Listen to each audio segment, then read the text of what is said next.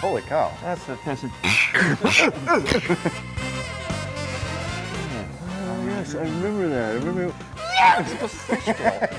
This is what you do on rainy days, huh, Joe? That's what Hollywood people do on rainy days. Ryan Seacrest, he should be over here in a few minutes. He loves this stuff. Hi, I'm Dennis Gage. Thanks for tuning into My Classic Car, home of the certified car nut. Well, this week we're in sunny California to visit Jay Leno and play with some of his toys. Only one problem, today it's not sunny. In fact, it's pouring.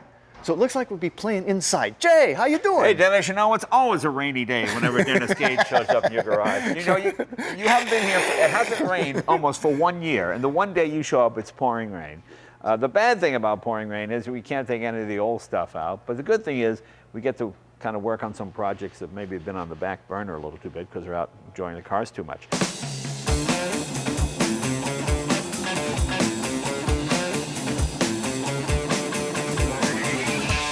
As you can see, there's a great deal of people standing around. I recognize this engine. Yes. You remember about 10 years ago, you and I took the Hispano out. Yes. Oh, yes, I remember that. I remember it well. I'm gonna move this. Cozy, isn't it? Right. Fuel, air compressors.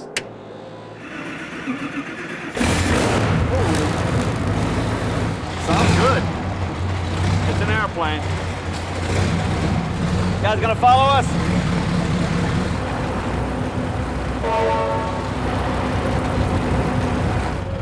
I'm driving.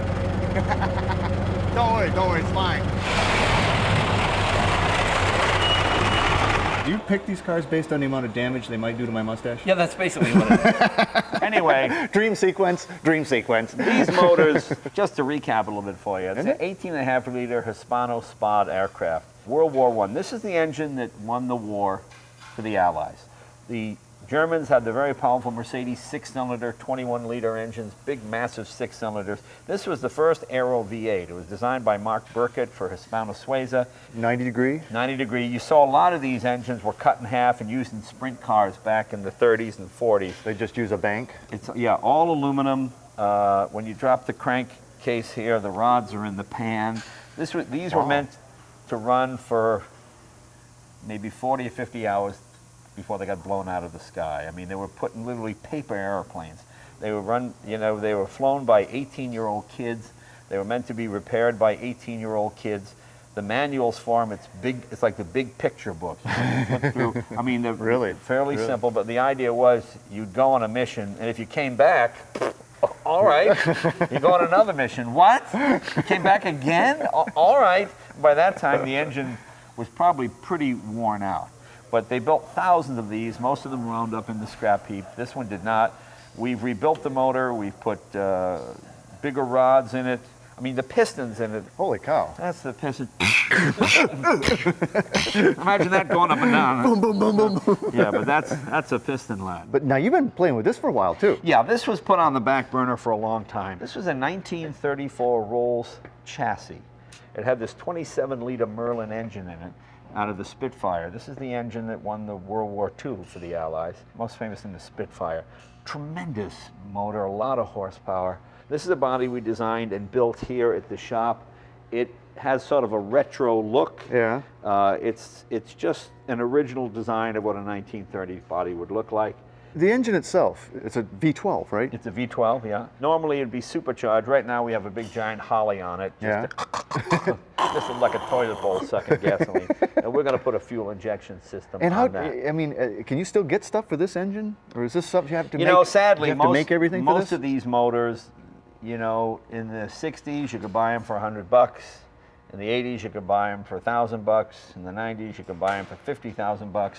And now there are really not any left. What happened was these were used in high-speed powerboat racing. And guys would take these, put them in, boom, blow them up, dump it in the water, give me another motor. You know, they are extremely labor-intensive and complex engines to fix. But has this ever run? I mean, sure, I ran this. But I mean, as a car? Oh yeah, I ran this for years. It had a Moss gearbox in it out of a Jaguar. Oh. And what happened was... Could it stand up to that?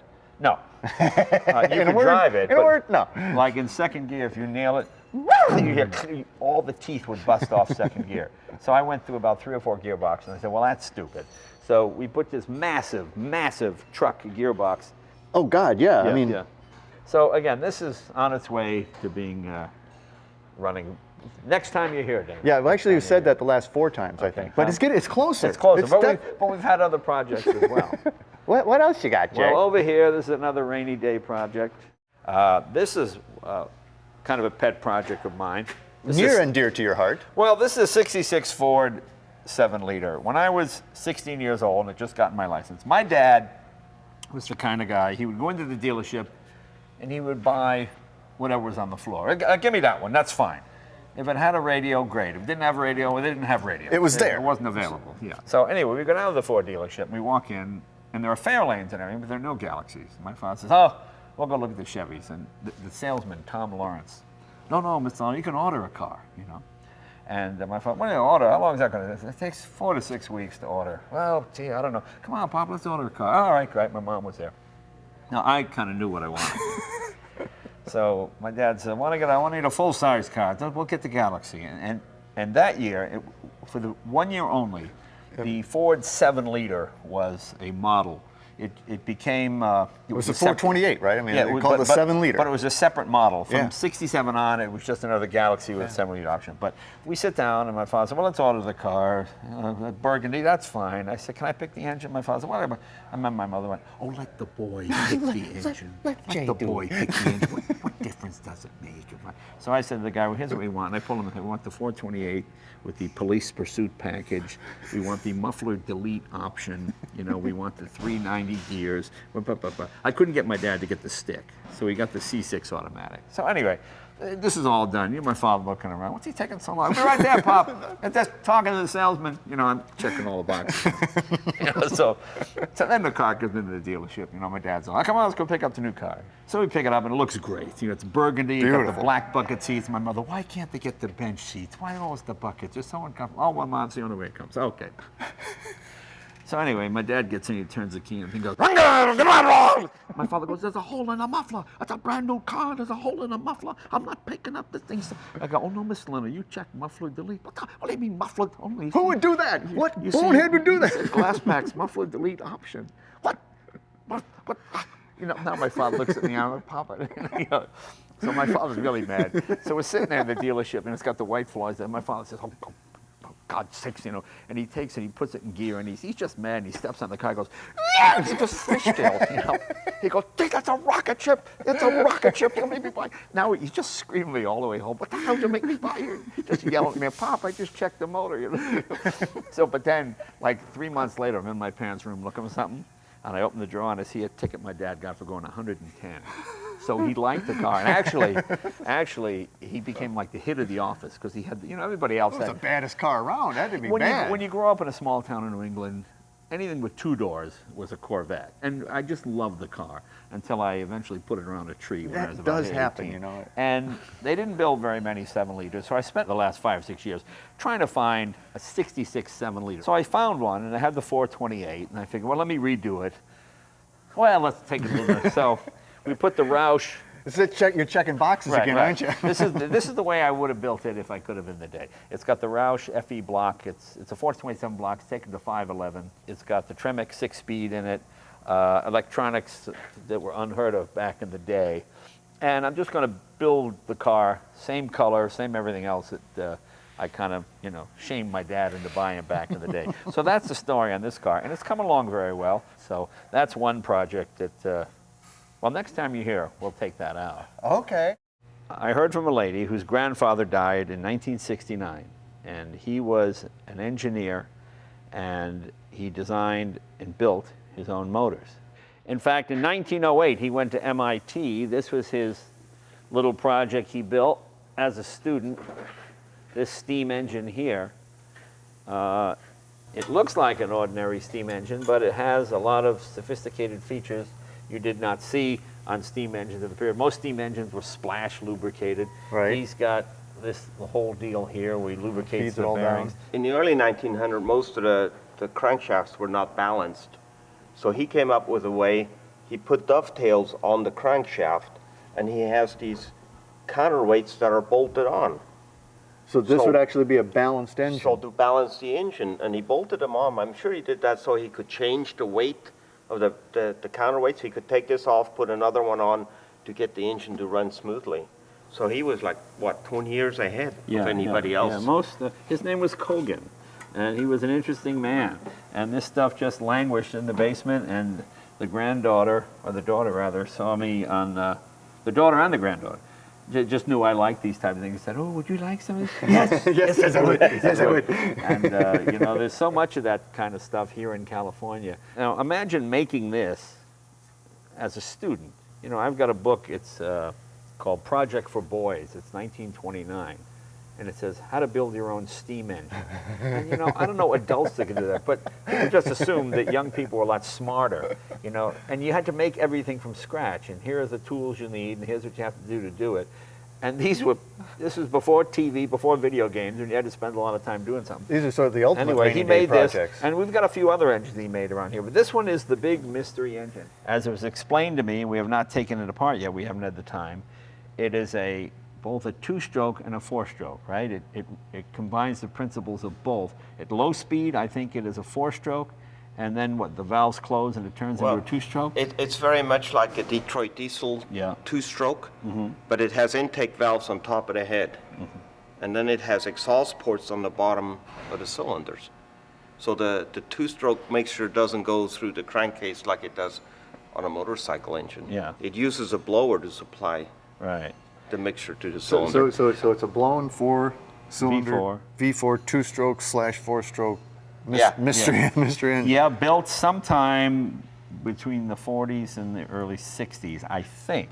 Now, it's interesting. The woman told me that her grandfather put visual things on this engine to throw you off track, so people wouldn't figure out what it was if they came to his shop. He claimed that it would get tremendous mileage. You would have the highway mileage of a diesel with the low end torque of regular internal combustion engine. And it's gas. It's a gas engine. It's a gas engine. That is correct. That is correct. You see, it's got an alternator on it. It's got a few. We haven't had a chance to really get into it. So yet. he cast everything that we see. He made here? everything. As I said, it's a V4. I don't know anybody's doing a V4 in the 30s or the 40s. Well, and especially a two-stroke. Yeah. I don't know what STU 153 means. His name is cast right on the block there. See, it says Coggins. Yeah. You know, this is like mechanical archaeology. It's like you're finding something from, you mean the Greeks did this before and that's literally what it is, because he was quite a guy. Any other basement finds? Here's another one we got out of a basement. Come on over here. Cool. Now this here is an Ericsson hot air engine. This uses the Stirling cycle. There was a reverend, I think back in the 1700s, named Stirling. I think he was a Scottish minister. He invented the Stirling principle. And the way it works is you build a fire, the hot air causes the piston to rise. As the piston rises, it sucks up cold water, which then causes a vacuum, causes the piston to go back down, and it works as a pump. So this is how you'd get, in essence, running water in your house? What rich people did and what buildings did in the early days before you had electricity and to pump water. You would have one of these in the basement of your house. This one came out of President Teddy Roosevelt's house. Really? Yeah, it's pretty neat. Here, we'll show you how it works. Let's we'll put some water in this tank. It's a good rainy day project. It involves water. Let's go. It involves water. Okay. Now, since we don't have this hooked up to a chimney, we've got to move it outside because it'll smoke out the garage.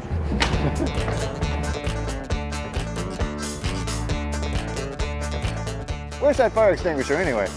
I usually have one close to me when I'm around Jay. Never a dull moment with Jay. The music stopped and the monkey ran away. I don't know what's going on here. Here we go. Here we go. Yay, we're pumping water. It's so much easier than just turning the tap on. And that's kind of how you pump water back in the day. This is what you do on rainy days, huh, Jay? That's what Hollywood people do on rainy days. You know, that's living, I gotta tell you. Oh yeah, Ryan Seacrest, he should be over here in a few minutes. He loves this stuff. And he'll just sit here and do this. He'll just. But the nice thing is, if this was in your house, this would be connected to your chimney. And this is down in your basement, and it's pumping water all day long. You love this stuff, don't you? Oh yeah, I just like the simplicity of it. There's not very many moving parts. I mean, it's relatively bulletproof. Yeah, what can go wrong? So last time I remember you with a blowtorch was underneath the Stanley steamer and it nearly exploded on us, if I recall. that's right. The kerosene might not be the freshest either. Mustache wax is definitely flammable. Quiet. I need to get over this negative steam thing, huh? Shut the fuel down. I've said that with you before. well, what could go wrong? But you know what's interesting about this engine? This engine hadn't run in probably 100 years. And all we did was, you know, lubricate the leather seal, and it runs. You know, imagine finding a 283 Chevy in 100 years from now sitting in a field. A lot of luck on that one. Yeah, it's not going to run, yeah. That is amazing. She'll pick up speed. So until our next meeting, remember, honor the timeless classics. I'm Dennis Gage. Happy motoring? Hi.